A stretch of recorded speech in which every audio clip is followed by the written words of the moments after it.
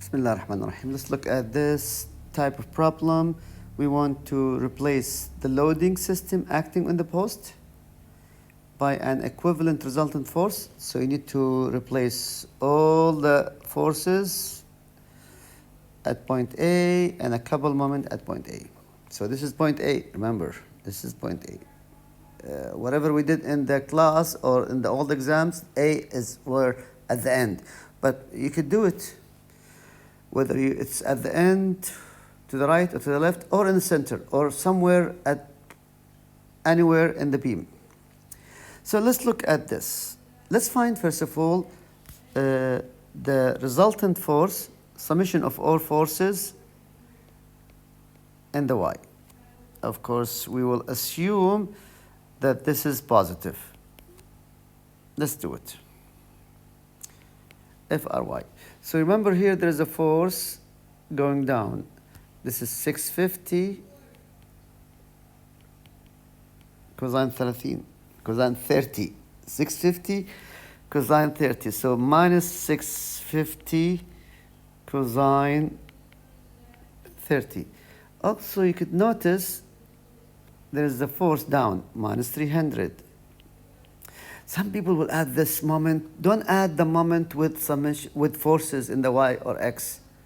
This moment should not be added. It should be in the moment, summation of moments. So the 300 is down, and also there's a force down here. If the x is cosine 60, so 500 sine 60, so it's minus 500 sine 60. And if you just calculate all of these forces, it's minus 1296. 1296 in Newton. The minus means that this force is going down. The minus mean that this force is going 1296 Newton down. Okay, what are the forces in the x? Because he wants the resultant forces. Okay, so what are the forces in the x? Frx, and this assumption that this is positive. 650 cosine 30 down. 650 sine 30 is to the right. There's no force here in the x, and here it's in the negative. Minus 500 cosine 60. So 650 sine 30 and minus 500 cosine 60, and that is 75 Newton. And it is plus.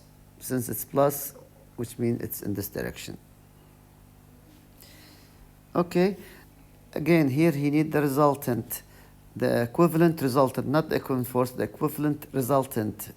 So you have to find out the resultant force of both the Rx and Ry. The Rx is 75 square plus 1296 square. That would give you 1298 in Newton. This is the equivalent resultant force. If you want to be nice, you could find the angle of this resultant force, tan inverse. The force in the y over 75, tan inverse of that. That will give you 86.7 degrees. Now, we have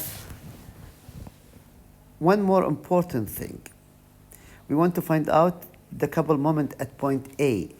So now we need to find the moment at this point. So we'll do moment, of course, moment resultant at A. And I'm going to assume that this is negative. Okay. This is equal. Let's look at this force. This force will produce no moment. this force will produce a positive moment. You can see that this one will push the beam counterclockwise. So this is positive 650 cosine 30 times the distance. What's the distance from A? 3 meters. Okay, now there is a moment here, so we have to add it, and you can see it is a positive moment. This moment is counterclockwise, so 1500. This force will produce no moment because it is at the point A. There is no perpendicular distance between the 300 Newton and point A, so this should be ignored. Now, this force will produce no moment because it's at the line of the action. This force will produce a moment, but it will produce a clockwise, so it's a negative moment around point A, and it is times 5. So this is minus 500 sine 60 times 5.